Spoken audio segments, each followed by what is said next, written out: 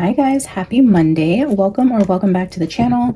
Today, as you can see, we are finally getting into the energy of Sandra Birchmore. She has definitely been with me all morning in meditation. She is anxious and ready to get this reading started. However, I will say this is like the 10th time I've had to restart this intro message, and I feel like that is a message in itself, which I will get back to. We're just going to dive right in today, guys. She's anxious. She's here. She has a lot to say. I am tired of restarting this video, so we're just going to dive right into a prayer of protection over my space and yours, and then we will get into it. Holy Spirit, thank you so much for protecting me and my viewers from any low vibrational energies that try to introduce themselves here. We are welcoming in Sandra Birchmore. She and only she is welcome to give us messages from the other side today. I thank you for allowing me to be a vessel for the voiceless. I just pray that you continue to give me discernment and the ability to interpret the messages accurately. I just pray that anything that comes through today be for the highest good of everybody involved in Sandra and her energy, the case, and everything that's going to go on now and in the future. Again, just protect me and my viewers. Sandra, you are welcome here. As you know, we have been in conversation all morning. I just ask that you make the messages as clear and precise as you can so that I can give you a voice in the most accurate way possible. Thank you for joining us today. Let's get started. All right, guys. Now that that's done, I will say right off the bat, I feel as though Sandra had trouble communicating and maybe not communicating, just choosing her words, because every time I had to restart this video, it was just, I don't know, it was like I was choosing the wrong word or the sentences weren't coming together right, and it was kind of frustrating. Like, and I've done these intros time and time again. I didn't have, even coming into it, I didn't have a bunch of messages to give you guys. So for just me saying, hey, I'm channeling Sandra today, we're going to ask Spirit to protect us, and then getting into conversations I've had with her this morning, for me to have to restart it so many times, I'm like, okay, it's got to be a message from her that she didn't know how to communicate effectively, or there was something there with a disconnect in the way she communicated with others in a way that frustrated her. And I feel like not everything she said came across in the way she intended it to, and in a way, even though this wasn't my experience in the opening message, but I feel like sometimes her mouth got her in trouble, things she said, even though majority of the time things just weren't put together in the most effective way to communicate. I don't know, there's something there about her not proud of the way she communicated a lot of the time. So where to even begin? My goodness, when I tell you guys, I've been in her energy, and she's subtly been in my energy for the past few weeks. And when I finally sat down, when I came home last night to just kind of sit, last night I came home with the intention to sit down and just shuffle a deck of cards, sit with myself, try to communicate with Sandra, like, okay, tomorrow morning, we're going to do your reading. I invite you here, just prepping myself the night before to receive a message from her. Immediately I was getting this energy of like, well, about time, like you said you were going to do this like forever ago. Like it's that kind of energy with her. Like, she's very chatty, very funny, very sarcastic, very blunt, very to the point, but also like, she's an interesting one. She's very like loud and like the, hey girl, hey, like, all right, let's do this. Like, you said you were going to do this weeks ago. I'm ready. Let's go. And then, but then like very sarcastically, like this morning, I went to go get my nails done, and, I was up early, went to get my nails done, and she's like, really? We're supposed to be doing my reading and like your nails are more important? Like, just sarcastically, right? Like, she isn't saying like, oh, rude. Like, it was just her communicating like, of course, we're finally sitting here and like your nails are more important, but like in a funny, like girlfriends type of communication. So when I was sitting to get my nails done, I was the only one in there at the time. I was at the salon right when it opened, and then some lady came in right after me. I had sat down, I was there maybe 10 minutes, looking through the book of colors. This lady comes in right after me. She sits next to me, and the nail tech next to my nail tech was talking to her about, what she had going on, normal conversation. And she was saying how she was going to a baby shower this weekend. And so they have like this little baby shower, like inspo board for different nails, like, so if you're going to like, I don't know, they have like Christmas inspo, New Year's, events, whatever. So she pulled out this little board that was like baby shower inspiration. And one of the colors was called It's a Girl. And the lady is like, oh, perfect. You know, they're having a girl. That's a cute color. So she chose It's a Girl. And I'm sitting there and I could literally hear Sandra telling me, like, everything's a sign, right? You know, like just very sarcastically. And I'm like, yeah, you're right. And I just looked at the girl next to me. I said, you know what? I think I'm going to go with that exact same color. So I don't know. And then, so this is the color.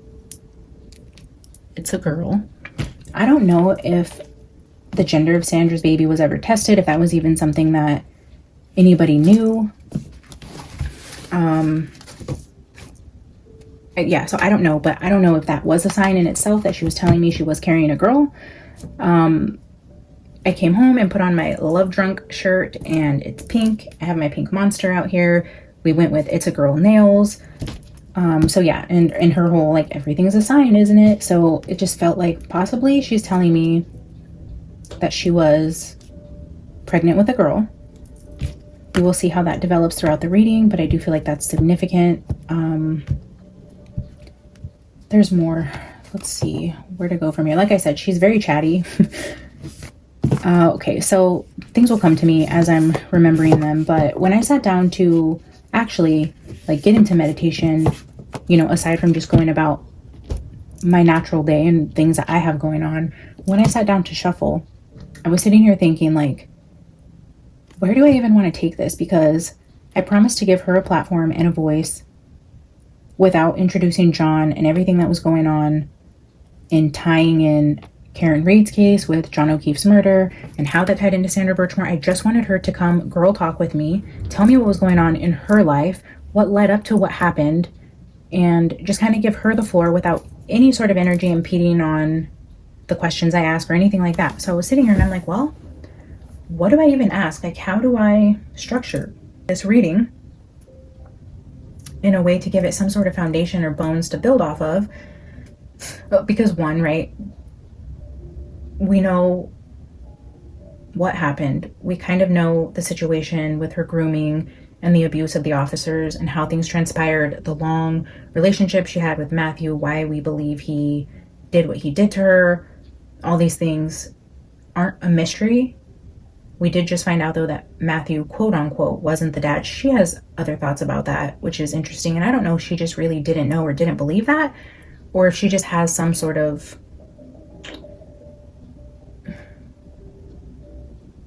doubts about the test itself, which honestly, I don't blame her. So, I mean, nothing is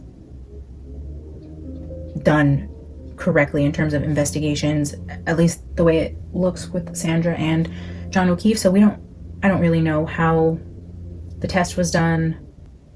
I mean, I don't blame her for thinking that something with that DNA paternity test could have been misguided or corrupt. So I don't know, I'll leave that there. But she seems to, like, roll her eyes at the thought that the baby wasn't his, either one, because she doesn't want to acknowledge that it could have been someone else's, or she's like, who really cares whose it is? Or I don't know what the eye roll is, but it's very much just like this whole eye roll body language with the whole baby wasn't his energy when I was reading about it. So there's that. So I was like, okay, where do we go with this energy? Like, what is there to read on? What are we going to talk about? And as I'm shuffling this deck right here, a couple cards kept showing themselves to me. And what I heard her tell me was like, I know, guys, this, and I'm just trying to repeat it in the best way I can. And I don't know her. I've never seen a video of her. I don't know how she spoke or how she communicated, but the way that I heard it was daddy issues. Am I right? So again, with that energy of just like funny sarcasm, very girl talk, very like, you could definitely take her wrong if you thought she was coming from a place of like, I don't even know. I don't have the word to describe, but definitely a way where you could take her wrong if you didn't know her intentions and her heart. Okay. So I'm not taking it wrong. I'm just conveying it the way I'm hearing it, because I feel like it has a lot to do with her and her personality. So the way that I was seeing the different cards that were shuffling and feeling into her energy, she was telling me that at the heart of what she wants to talk about is daddy issues. And I feel like this goes back into her trying to tell me that she was pregnant with a girl and that she was not prepared to be a mother to a little girl who would grow up with daddy issues like her, and that how her daddy issues, and this is from her, I don't know her dad, I don't know anything about this girl, okay, but she's saying the daddy issues that she has led her to the situation she was in, and she would never wish that for her daughter, and she was not healed enough to raise a daughter in the situation that she was about to bring her into. Like, she sees this in hindsight, in spirit form, not that she recognized that while she was still here, because had she, maybe she would have made different decisions, but in a way she like jokingly and sarcastically takes responsibility for her part in what led to her demise and the demise of her unborn baby. And it goes back to this idea of daddy issues and not being loved properly, not loving yourself properly, not seeing your own value, and then how that has generational curses, like long generational effects on your children, and how it affected her. And I don't know what the generational trauma is there with her mom or her grandma, but it seems to be this like repeated cycle that had to be broken with her. And I'm just going to say her daughter. I don't know, because it's just, and maybe it's just having to be portrayed to me that way to like fully understand the energy of the message. Again, everything is just energy. We try to put human words and ideology around certain energies, and sometimes it's not that easy. So I'm just saying, whether or not it was a girl, it's the way that it's being presented to me to say like, this generational curse stopped with me and my daughter because I was not prepared to raise her in the way that she deserved, in the direction I was already headed. And I know how much that affected my life and the things that I went through and the decisions I made. And I wasn't setting her up to be any better than I was because of directly the situation she was in with Matthew, these other men in her life.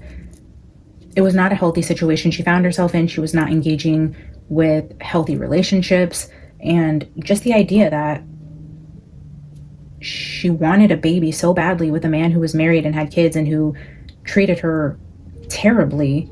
And then to find out, you know, this may not have even have been his kid, which I say that lightly because, again, this whole eye roll energy, it's like, I don't know that he was or wasn't. I know the DNA test came back and said he wasn't. We'll just leave that at that. But even then, it's like, let's say that that was true and it wasn't his kid, and she found out later it was a different man who could have also have been married and had kids. And then this situation that she threw herself into, forcing Matthew to be a part of, let's just call it her daughter's life. And then it turns out this isn't even your dad, but you've already interjected this toxicity into this fabricated situation.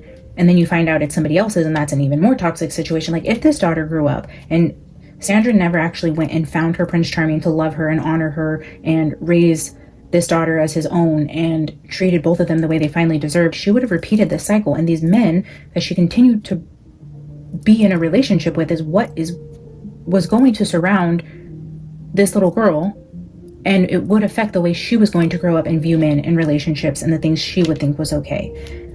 So that is a crazy intro for not even pulling a card yet, but I will say she does acknowledge daddy issues and the way she didn't love herself properly.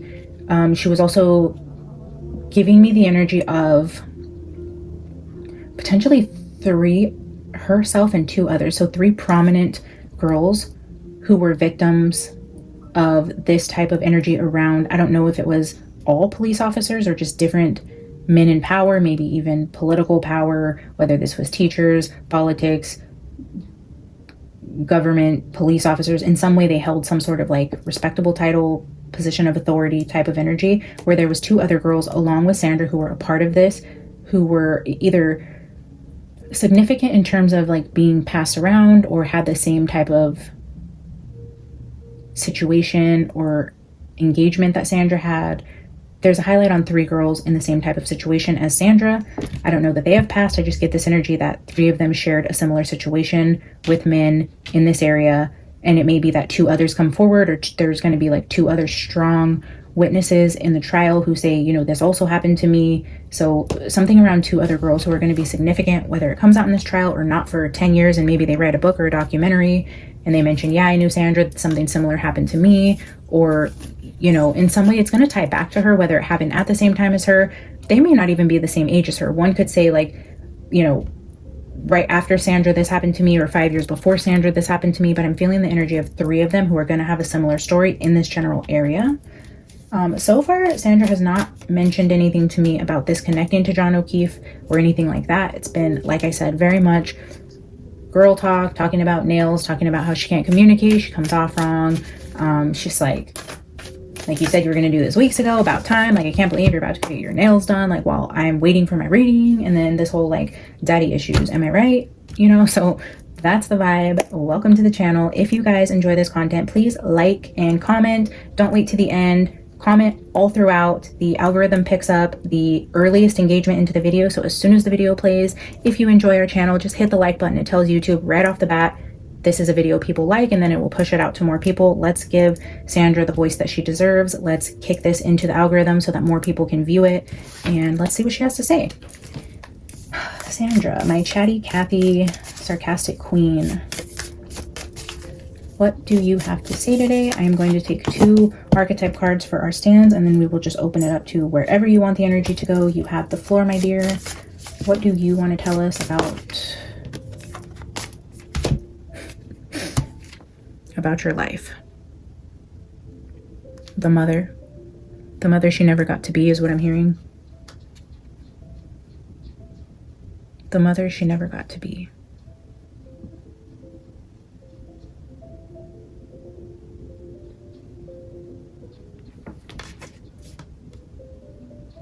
She was so excited to be a mom, even in the spirit form, where she can look back on this and say, man, I really wasn't ready. Like,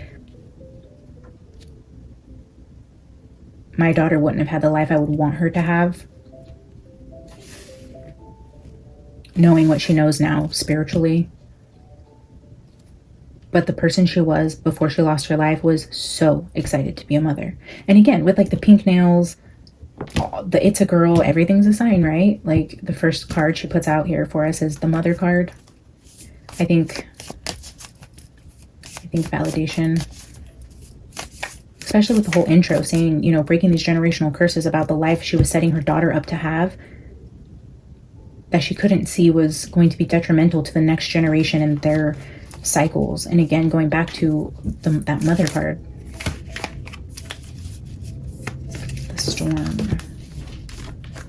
Yeah, the perfect storm, the chaos.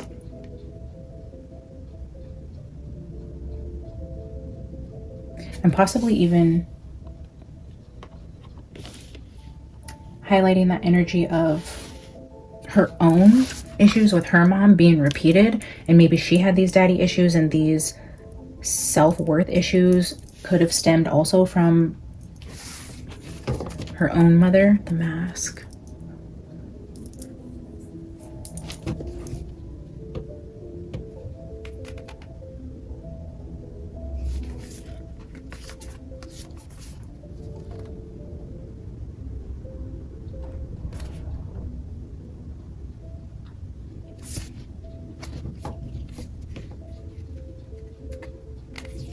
Definitely toxicity here. It's interesting because also when I sat down in meditation, I know her mom and grandmother are both passed over as well. And I was even thinking to myself too, like, oh man, I hope they don't all try to come through with like this energy of like sticking up for Sandra, helping her voice get heard, with this energy of like, if she, you know, now looking back after my intro couldn't get out, it's like if they were coming through to like reinforce her not being able to communicate, it was that energy of like, man, I hope this doesn't become like an overwhelming message with all of them trying to come through. And then here we have the crone, the vow, the venom, the bardo, and the mask. So we have the mother and the crone, again, which would be the two, possibly her mother and grandma, on the other side with the bardo. And then the venom could just be toxicity in the lineage of women in her family, and how that plays into relationship cycles, quote unquote daddy issues. Again, that's her, not me. Toxicity here though.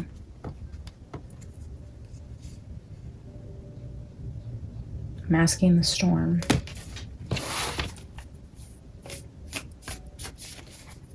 And again, the energy here of just her becoming pregnant became the perfect storm. Like I mean, that's the obvious though, right?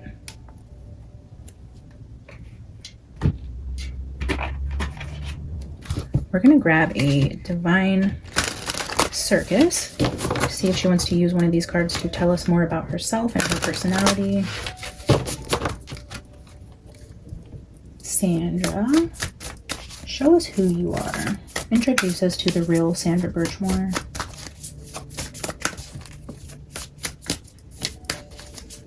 What would you want the world to know about who you were, who you really were beneath any masking you did? Who was the real Sandra Birchmore?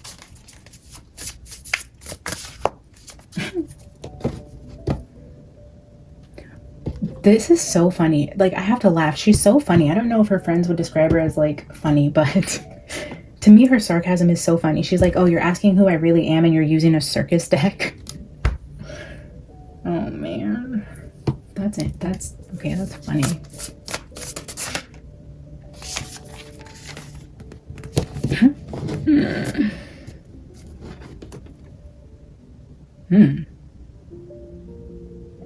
The White Duchess. On the bottom of the deck, we have her wicked ways.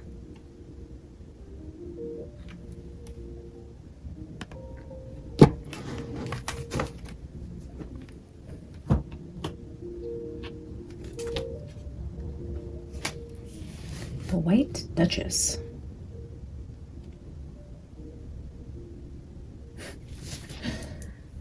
Oh, man.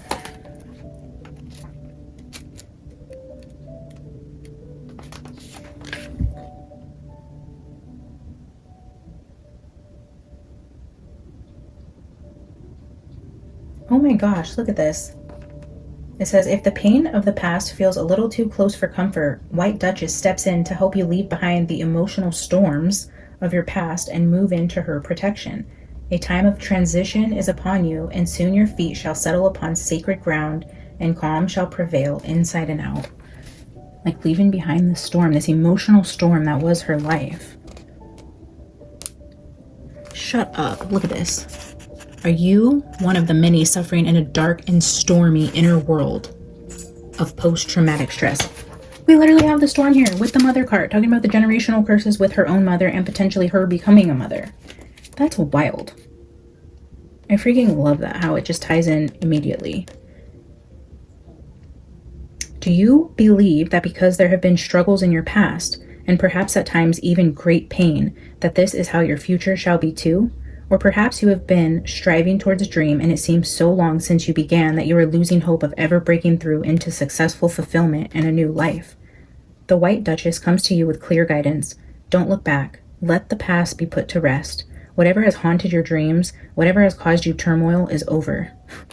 It is not needed anymore. There is a future destiny calling to you now. It is time to transition through to a new world, into a new life.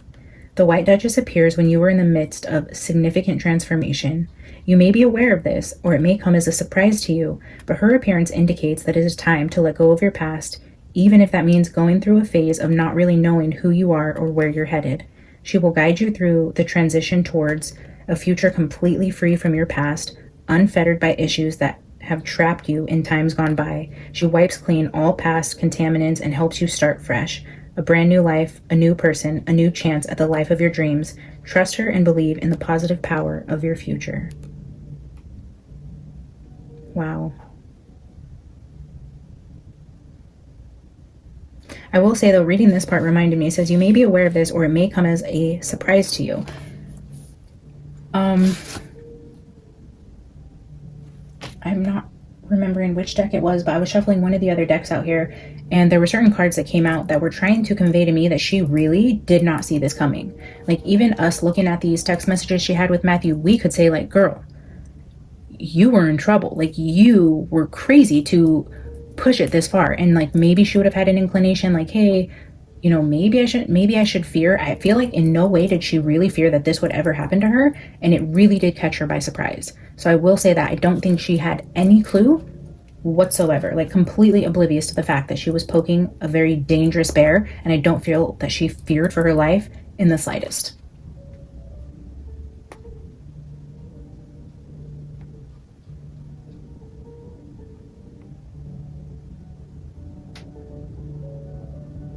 that's okay. Hang on.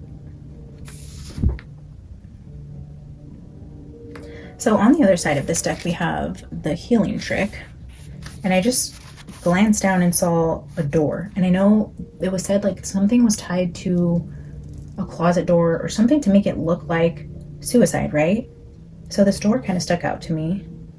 To help you take the wisdom offered and put it to best use in your life now, do this healing trick to clear obstacles.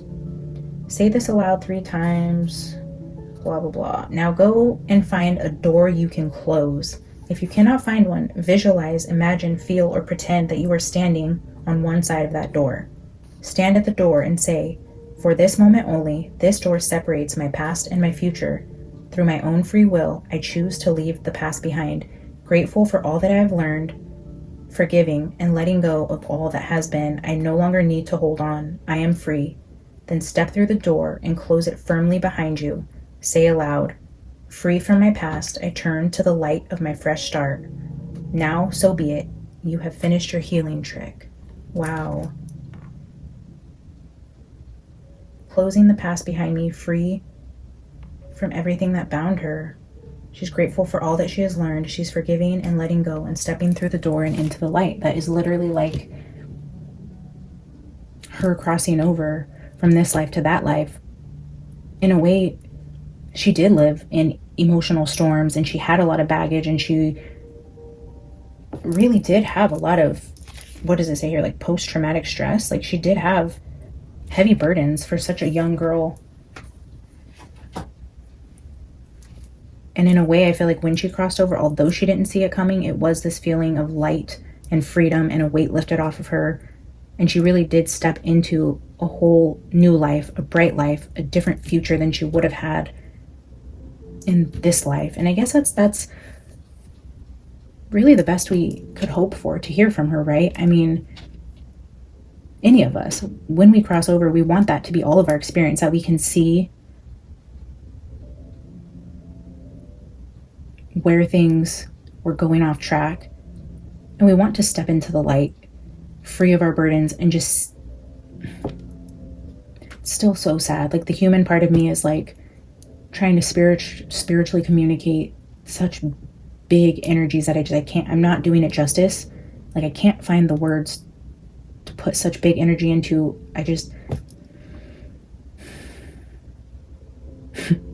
And now I'm hearing in my head, like, girl, me too. Like, again, going back to her saying, like, I couldn't communicate big feelings. I didn't communicate well the important things in my life, but I stepped into light and freedom and pure bliss with her child.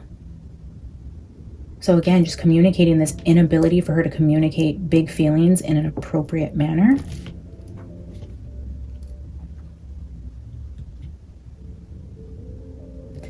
White Duchess.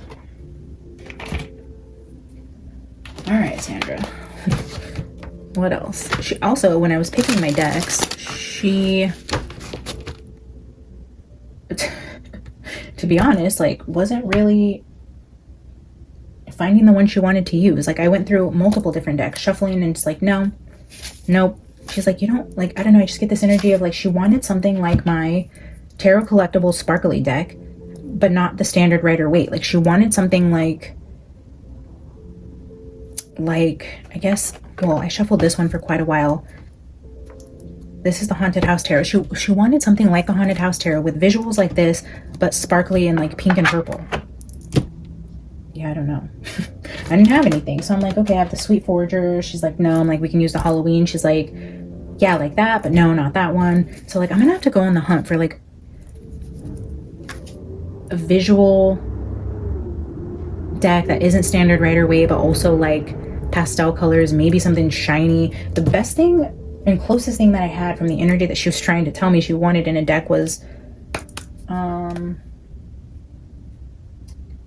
the Luna Tarot. You know, it's got like pastelish colors with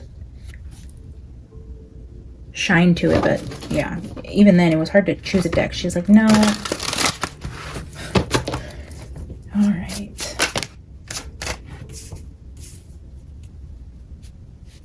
Damn, she's like, all right, let's go. You're done. Wow.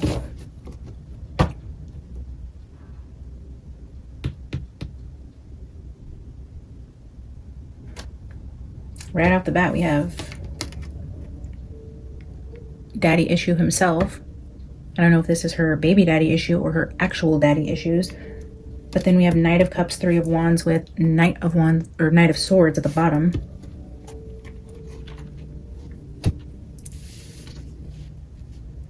The Emperor and the Knight of Cups. It's the energy of somebody in power love bombing you.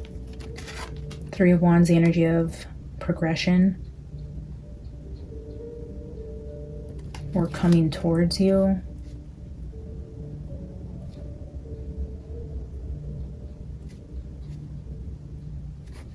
Okay, Sandra, let's get two more. What are you telling us about Emperor here? Is this your dad?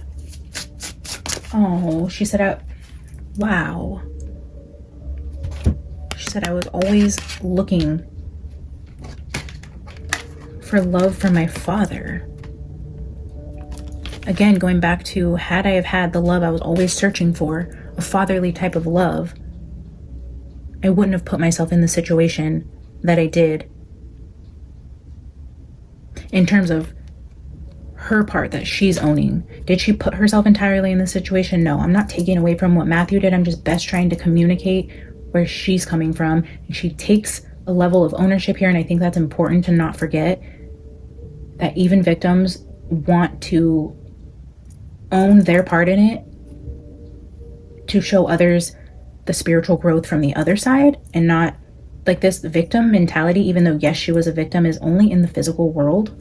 Like on the other side, we can all see things from a much higher perspective without ego involved. And you can say, from where I led things, my part in this stemmed from me always looking for the love from my father that I feel like never came in. I don't see any ships in this card. The Three of Wands is usually ships coming in. It never came in. She never felt properly loved by an emperor type of archetype in her life. And that is the daddy issues, am I right? This is where it stemmed from. Not feeling love from her father and always looking for it, wanting it, waiting for it, expecting it to come and never finding it. Wow.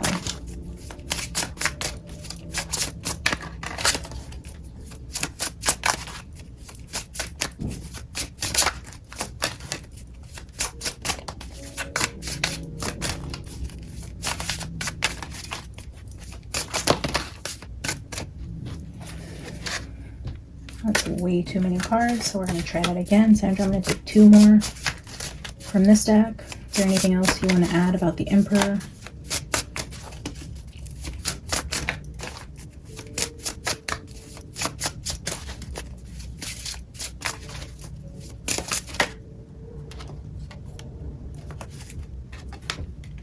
Two of Cups.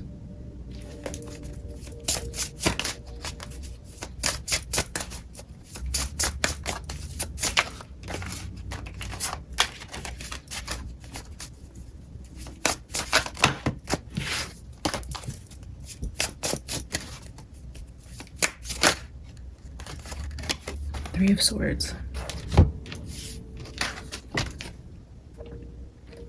Wow.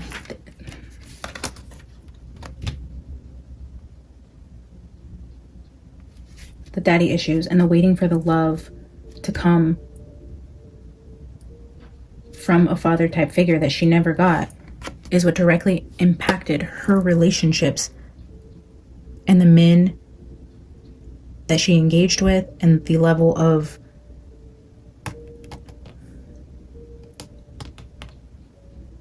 how do I say this gently?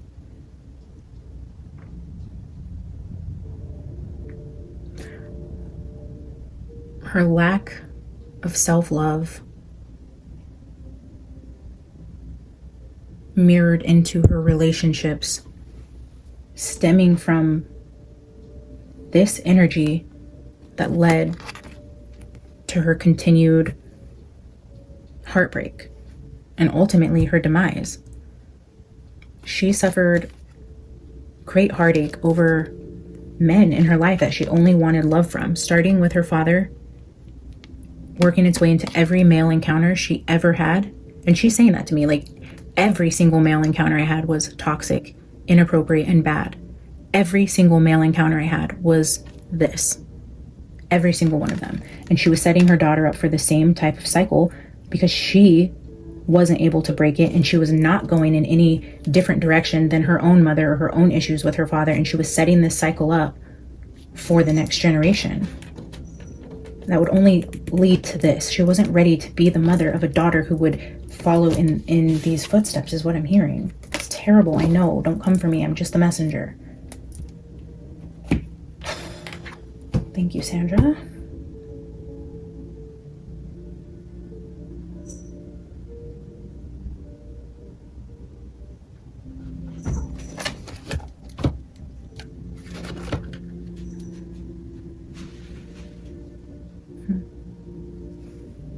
Split on the Six of Cups and the Ten of Cups. This is talking about her childhood. And the things she went through in her family weren't any better. Whether we're talking about her as a mother or her mother, we have the Storm card with it. We have traumatic stress showing up here.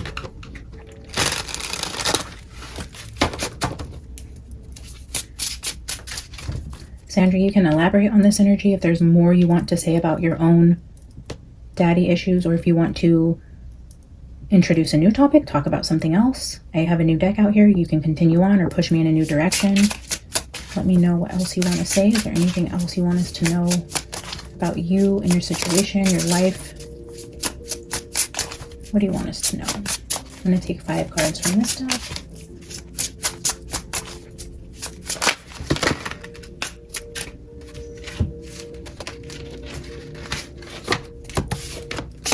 The Wheel of Fortune with Daddy Pentacle. Changing the cycle, breaking the generational curse of daddy issues in her lineage. It stops with her. It stopped with her and her child. The Wheel of Fate. This man took her fate into his hands, but what he didn't realize was on a spiritual level, this generational trauma that stemmed around men and paternal figures was finally broken. It's that double-edged sword. It's the polar opposite energies that cancel each other out. What he did in a weird way was also a gift. It's also a gift. That's hard to say.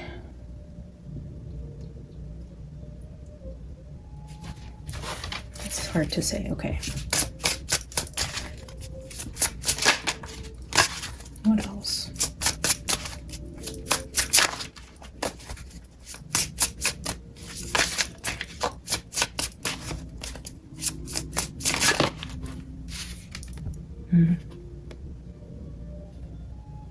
The only way, Page of Cups, the child, the only way that this was going to be truly broken, this generational curse, the only way it was going to be broken was for what happened to happen. It was necessary on a spiritual level, on a soul level. The tower had to come down around the generational trauma around men, father figures, self-worth, self-love, father-daughter type of relationships, Two of Cups type of relationships around men. The tower had to come down. It was absolutely necessary for this to finally end.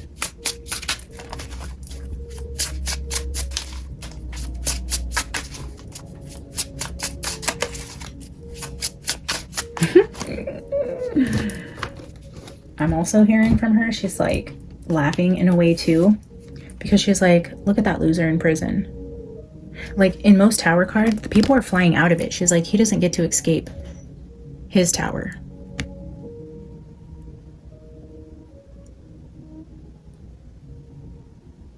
He's stuck in the tower that he created, although again with that energy of some towers set people free. In some tower cards you see the people flying out of the tower, whereas this set her lineage free, broke something that was spiritually bound to her future generations, unless it was broken, and the only way it was going to be broken was the way that it was broken. But he, however, is stuck in his tower. Like, his fate, this person is stuck in their tower.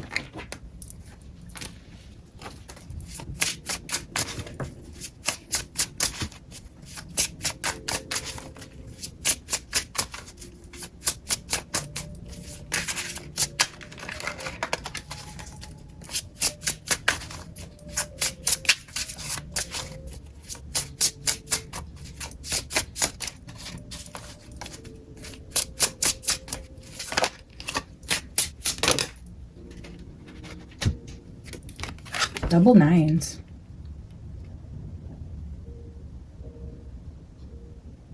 Nine of Pentacles with a Nine of Wands.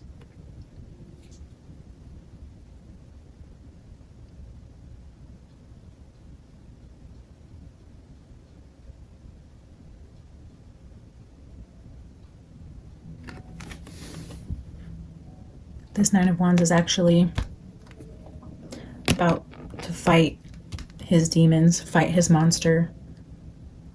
We know in the tarot this is the wounded warrior, somebody who was wounded in battle. This is the battle he was wounded in.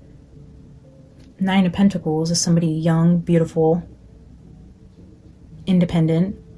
Usually could be the single woman, like a young, successful single woman.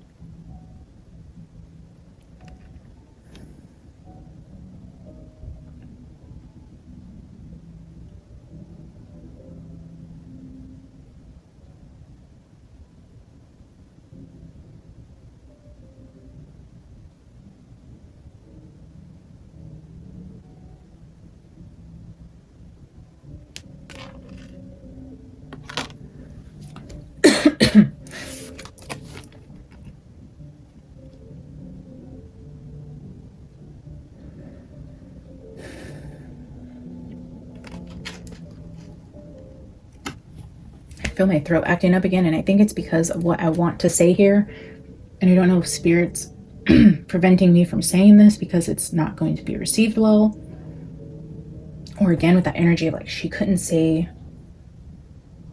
important things.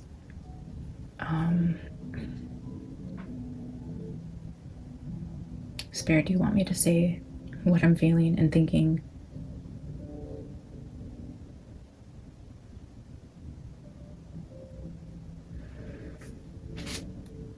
Oh, split on bloody swords and the Five of Wands. Maybe I'm not supposed to say that. The Fool. Yeah, maybe that's foolish. Oh, and just dropped.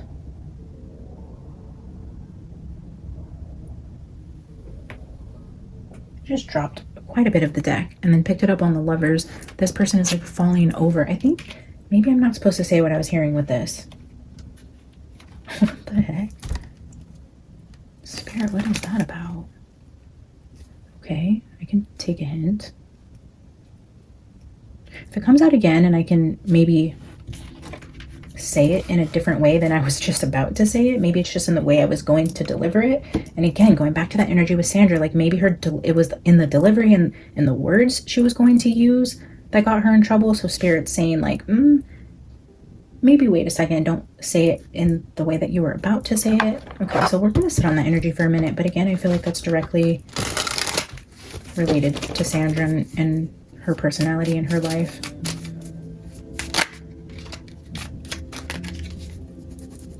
Wow, 3 major arcana in this row. Now we have the Magician. So we have the Emperor, the Wheel of Fortune, and the Magician.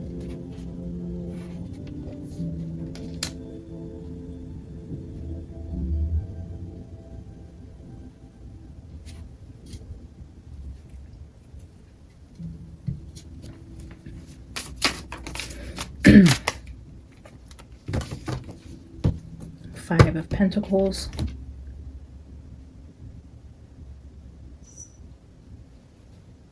These are big energies. Again, with saying this feeling of like the trajectory of her life and the decisions she made and what she manifested for her future and the karmic wheel and how her destiny played out by her, a lot of her own actions stemmed from whatever issue she had with her father. Because again, we have this Knight of Cups, which is wanting that love from your father, from a King of Pentacles, which is the father, the provider. Maybe he never provided for her, didn't love her. I don't know. I could be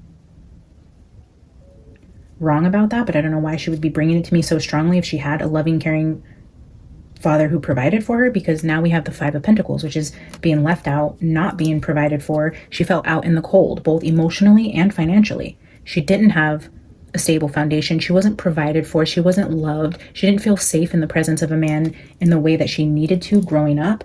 And that was like a chain reaction into every decision that she made, into how her life played out. It stemmed from daddy issues. Like, and I keep hearing it in her sarcastic, like, making light of a situation, like daddy issues. Am I right?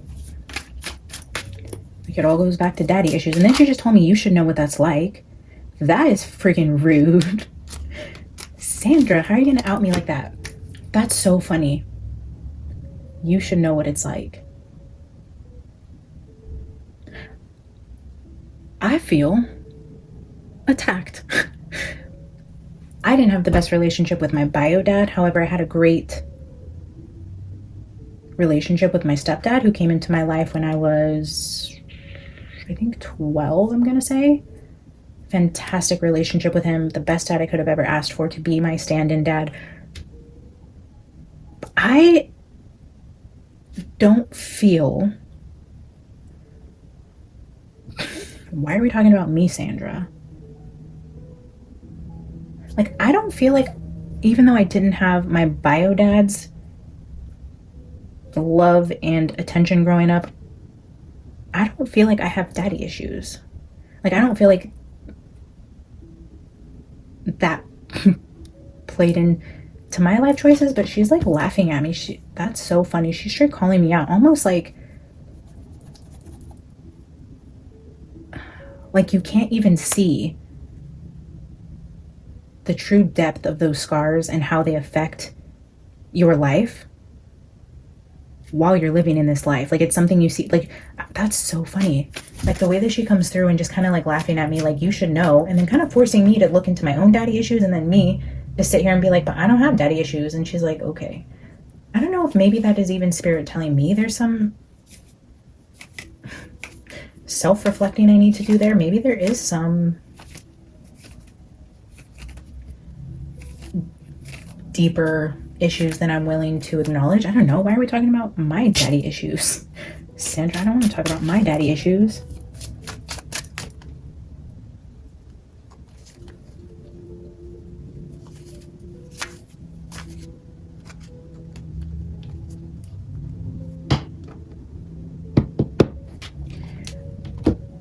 Spiritually, I'm talking to Sandra. I do this a lot, where I don't always say what I'm thinking.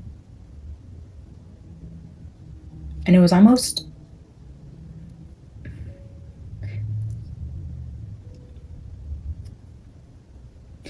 what I was saying was like, okay, you and I can have a conversation later if you feel like you need to tell me about something I'm not looking at in my personal life, but let's get your message out. And all I heard was the disappearing dad.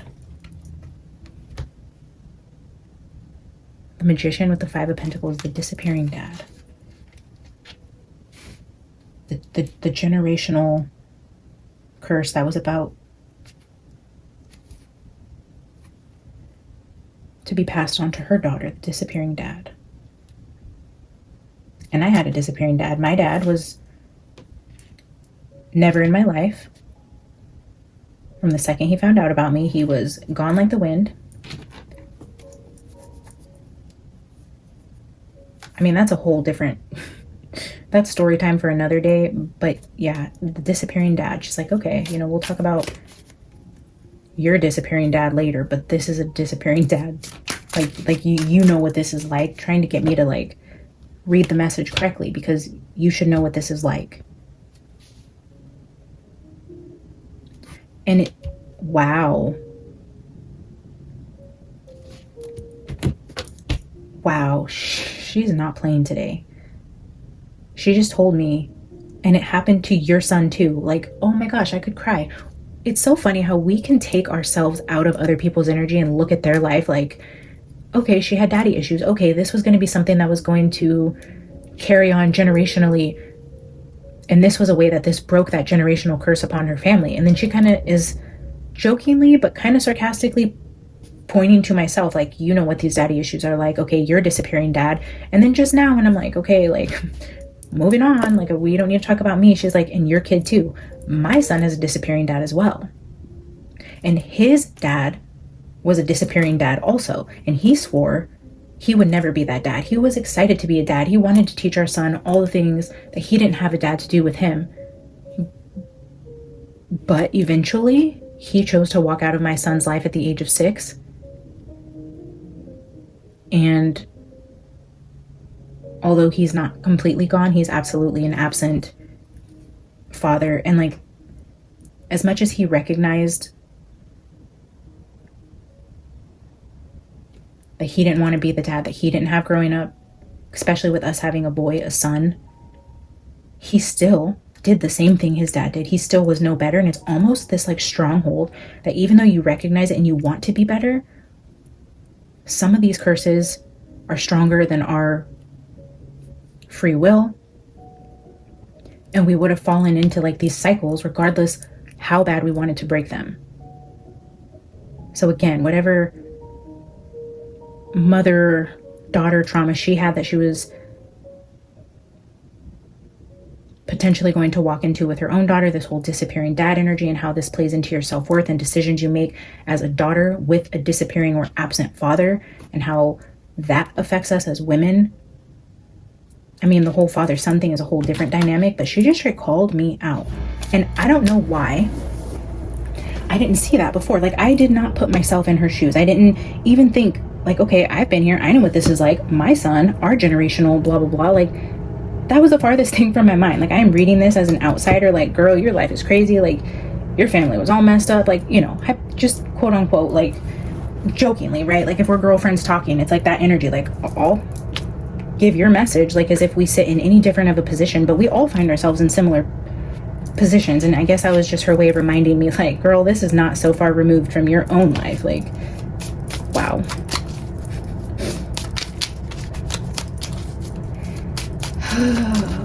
What else, Sandra? I'm almost nervous to ask. But again, maybe there's something I need to take into meditation about my own trauma, my own issues with this type of energy as it relates to me and my son.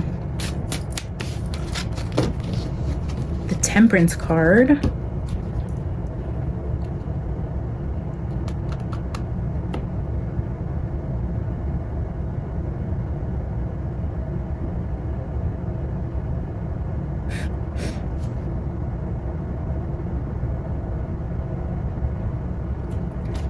That's funny.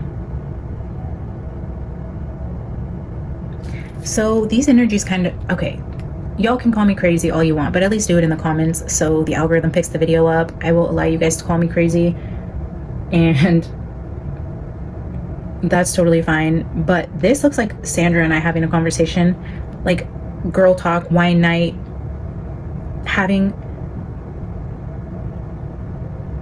a very spiritual kind of heart-to-heart conversation. This reminds me of her, like, sit down, like, we need to talk about like your failure to look in the mirror, because this kind of looks like me. Longer dark hair, oh my god, and the sun, the strength in the sun. I'm a Leo. This strength card is a girl looking in the mirror and then her like serving me a glass of wine, like, yeah, we're talking about me, but let's also talk about you and things that you need to heal. It's like that energy of, like, you know, like your girlfriend who's like, let's talk about it kind of energy. I don't know. I know that's crazy, guys, but I don't know if literally she's coming through to tell me there's something that I need to look in the mirror on and face before this gets out of hand in my own personal life. And I don't know what the hell she's talking about or why this is important for you guys being here to witness this conversation we're having right here. But okay, Sandra, I get it. I get it.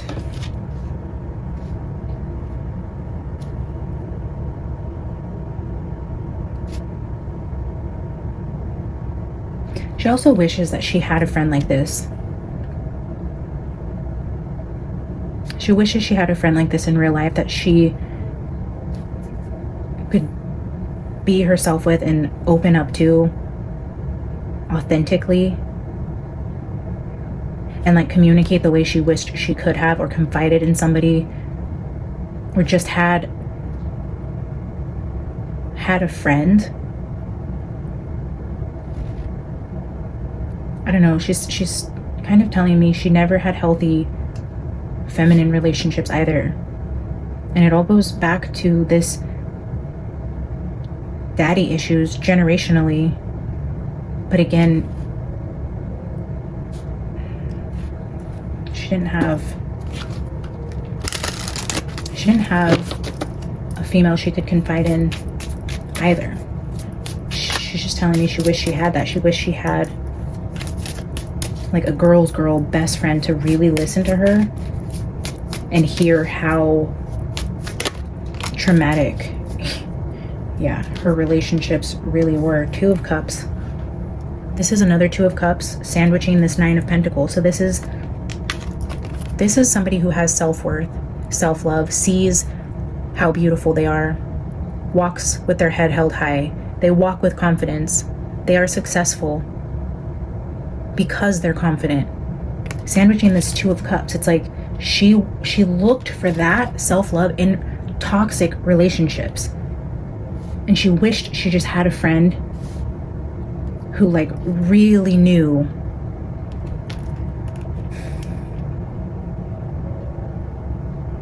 about just her relationships in general, her family, her mom, her daddy issues, the relationships with men in her life.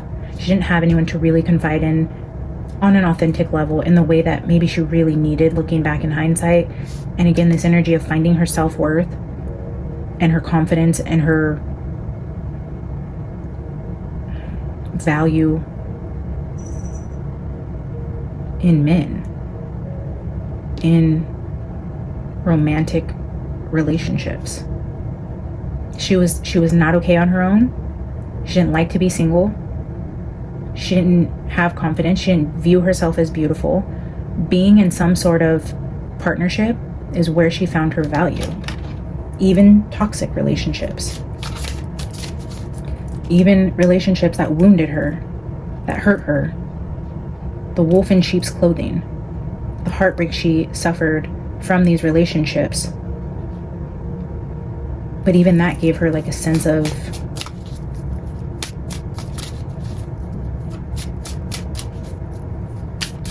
like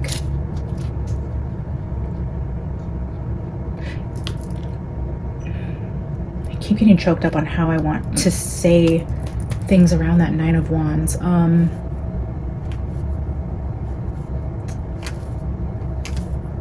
guess the best way, safest way to say that is even negative attention. She even fed on negative attention, good or bad. Even negative attention told her she was worthy of the attention, even if it was bad. If they're mad at me, that means I'm worthy to be mad at. If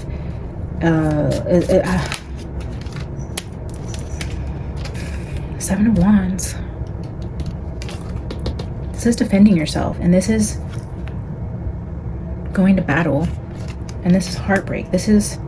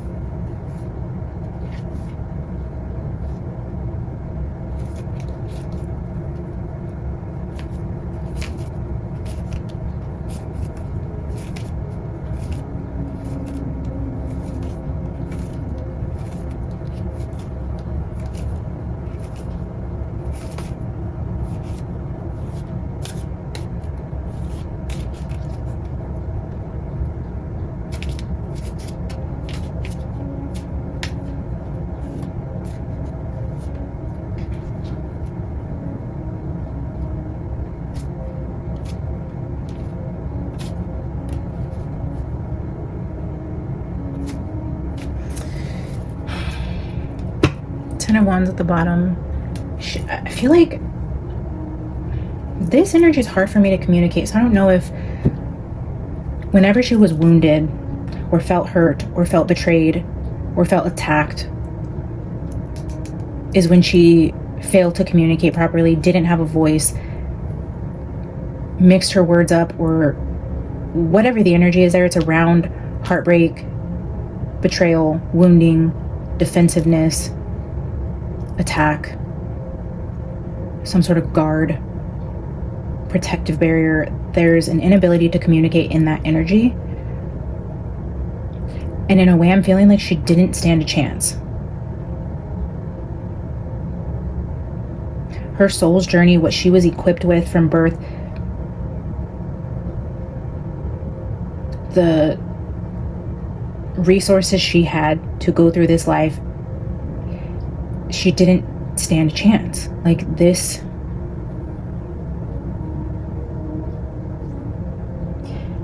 it feels like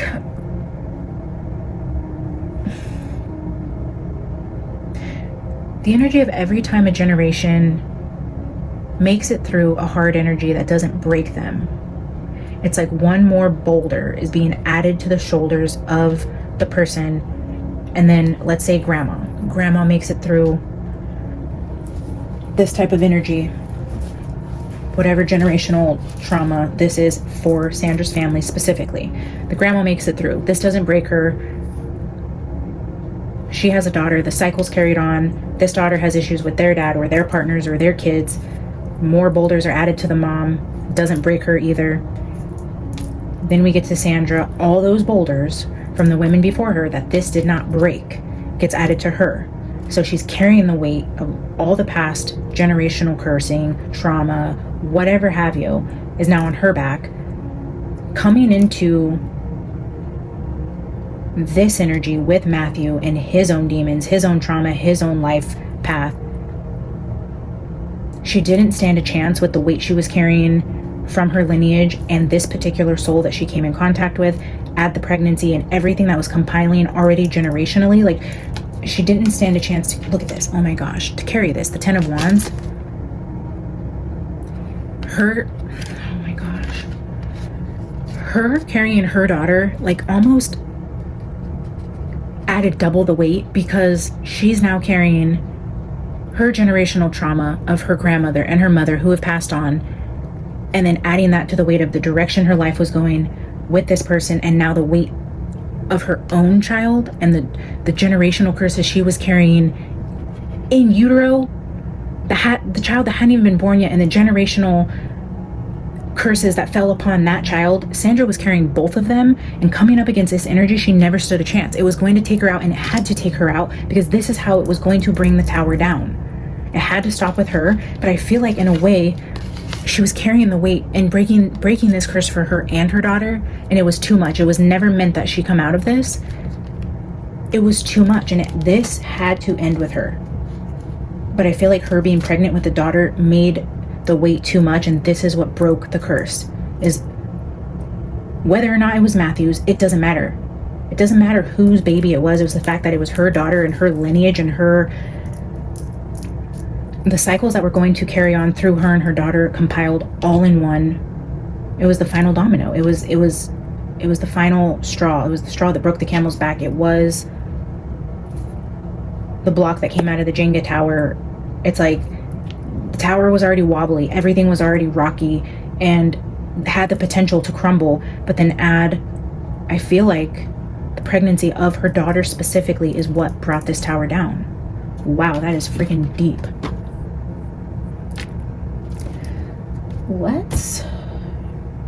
I feel like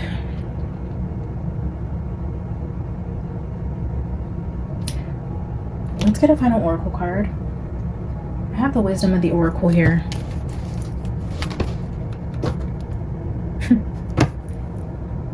Orphaned with clean it up. Cleaning up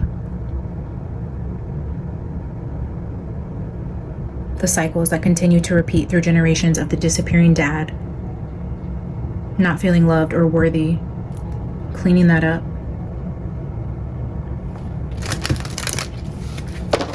Sandra, thank you for the messages. This is just a foundational reading. I will invite you back here to add on to your story and to explain to us on a spiritual level what was going on in Canton, Stoughton, Boston, with the cops, with your friends, these other two energies you showed me early on. I know there's a lot more you have to say, but while I had it open, I feel like you really wanted to highlight this because we probably wouldn't have gone here once we get into the corruption and everything that transpired. But I feel like it was important that we understood this side of your story to understand why things happened the way that they did. So thank you for sharing a little piece of your story with us. I do plan to channel you and John together, so that'll be fun with his soft, gentle, straight to the point energy and your sarcastic, bubbly, tell it how it is energy. I appreciate you joining us, and I cannot wait to have you back. If you would like to give us a closing message for our viewers today to wrap up who you are and anything you've shared with us today, what is your final message? Oh my gosh, that was so fast. So literally the second I said, what is your final message? New life. That is exactly what this card was about. A new life, stepping through the door of a new life, closing the door behind you. Holy cow. Talk about a beginning and an ending, literally saying the same thing, like stepping into a new life, breaking the earthly curses on a spiritual level, stepping literally into the light. Her soul found freedom on the other side. She's with her family. She's with her daughter. She's in the light. She's free. She's happy, and she's broken free of this. And she saved her daughter from an even heavier cycle going into it because she wasn't prepared to be the mother she needed to be to set her daughter up to break these curses. She had to do it. She had to do it because it would not have been fair, the life that she was setting her daughter up for. New life. New life.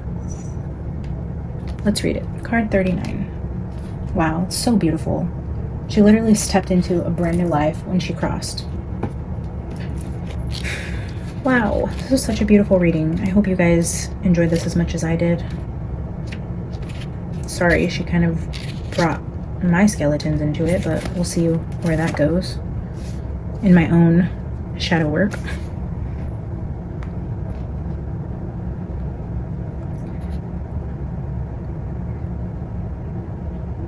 The oracle message of new life. When spring awakens the world, joy and excitement can be felt all around and in your very core. Blossoms burst from trees overnight, birds return home and sing their glorious song. And nature is full of promise. Miracles beckon all of us. This is one of those times in your life when new ideas inspire you and new opportunities bring you hope for seeing your dreams come true. All is well in your world, and you have the energy you need to feel renewed. Allow your heart to fill with enthusiasm. Let your light shine, for this is a time of good fortune. The relationship message says new energy enters old relationships, and new relationships are bursting with the sweetness and vibrancy only encountered when winter gives way to spring. This is a time to connect with others and share excitement, passion, and hearts full of joy. This card is a very auspicious sign with respect to love and partnerships in all forms. Yeah, a new way to love, breaking this old toxic cycle of relationships and stepping into the light and breaking the chains of this past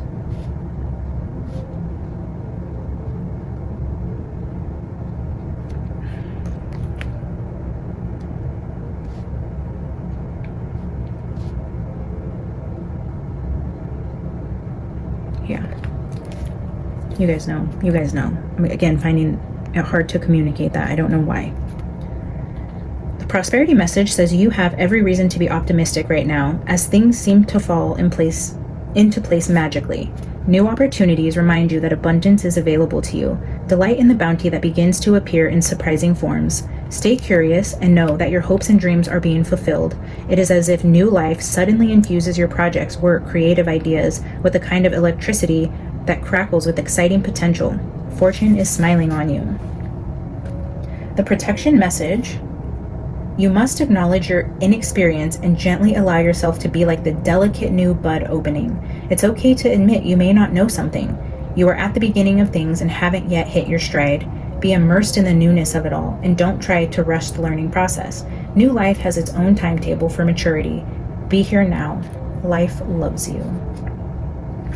I love that energy of new life. Just stepping into the light. Wow, that was that was incredible. I feel like Sandra came through with her own little personality twist on the way she delivered messages, and she straight called me out, but I feel the message was received, and I know exactly where she was coming from, where she wanted this foundation reading to go. We gave her a voice. I feel like she delivered for us. I'm excited to channel her again to see what else she wants to add as we actually dig into this relationship with Farwell and the police department, these other two girls she highlighted at the beginning. And of course, you know, I'm dying to bring John back in with Sandra to see what is really going on with their energies and their cases, how they're connected, if John really knew something, or if just the energy of them sharing the same town has bonded them spiritually. I don't know, but I am dying to bring them in together to see what that message is, because John is very clear and Sandra is hilarious and also pretty clear in her delivery. So that will be exciting, guys. Thank you so much for sticking with me throughout this reading. Again, if you enjoyed it, please like the video, drop a comment, say hello. If you have nothing to add, if you just want to show support to the content, you can drop an emoji, drop some hearts, some bees, whatever you feel called to. It does help.